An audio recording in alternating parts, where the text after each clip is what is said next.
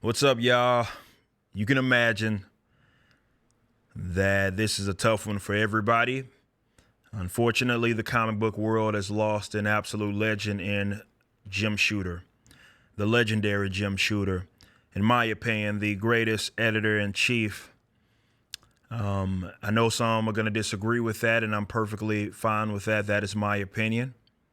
But in my, again, honest opinion, the fact that he facilitated the most successful era of comic books from Claremont's X-Men on up and down. And I think as people aged, they gained more of an appreciation for him. And especially as someone that had aspired to create his own comic book business, for me, and obviously being the EIC of the Rippaverse, got to soak up so much knowledge from how we handle things and running the tight ship. And he showed that in order for comics to thrive, you need the best of both worlds. You need people that are very creative, but you also need business-minded folks that can keep the train on the tracks. And sometimes people are going to clash. Sometimes you have to be the bad guy, but ultimately for your business and for your customer's sake, it's necessary. Now, you've heard me, if you've watched me over the last 10 years or so, invoke the name of Jim Shooter all the time, telling you how much I appreciated him and how much I always looked to him as like this sort of beacon of just a really exceptionalism with regards to the comic book industry, and being just an awesome editor. And the reason why this one especially hit home for me, because I finally got to meet him last year, that's 2024, at MegaCon. So not the past MegaCon, but the one before that. And first thing I did was tell him, and I was rambling because you can imagine I'm meeting this guy that I at least looked up to in some capacity, and I'm like trying to tell him how much he meant to me and all this, and he kind of stopped me, and there's video of it, and as I'm had to obviously allow the man to talk, and he had already knew who I was and what we had accomplished. And he had nothing but kind words to say to me, obviously. And again, we got to talk about the business aspect of it when I first met him. And that was obviously what he had appreciated from me and how I was approaching things with my comic book business.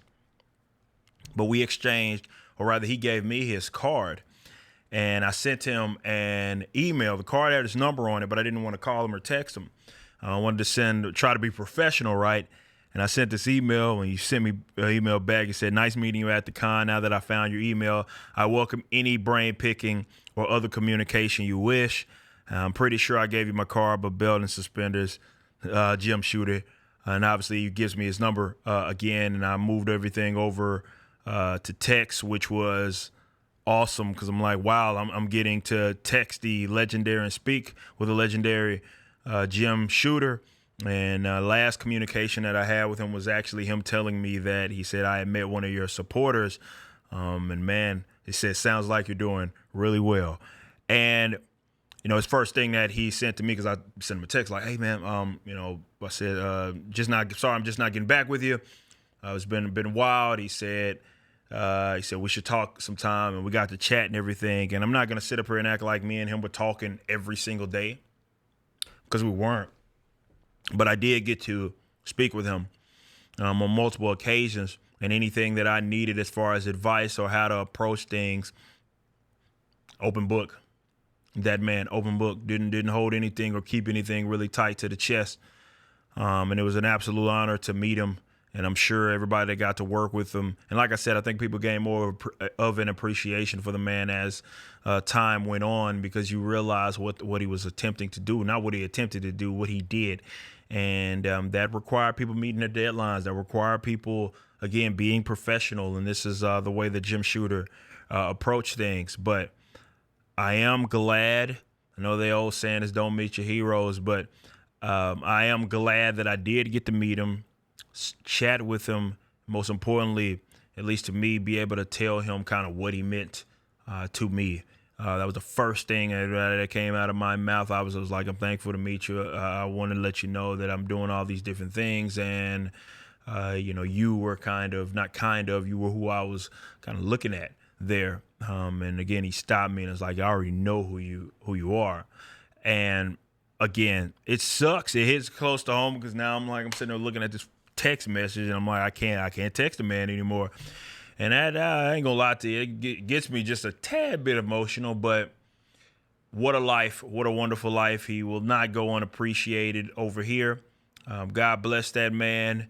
I'm so thankful to again be able to speak with him in the way that I had, and even over the last year develop at least somewhat of a relationship with him, to be able to chat as often. Again, it wasn't like every day, and I was like we were weekly check-ins or anything, but I did at least get to speak to him on several occasions. So rest in peace.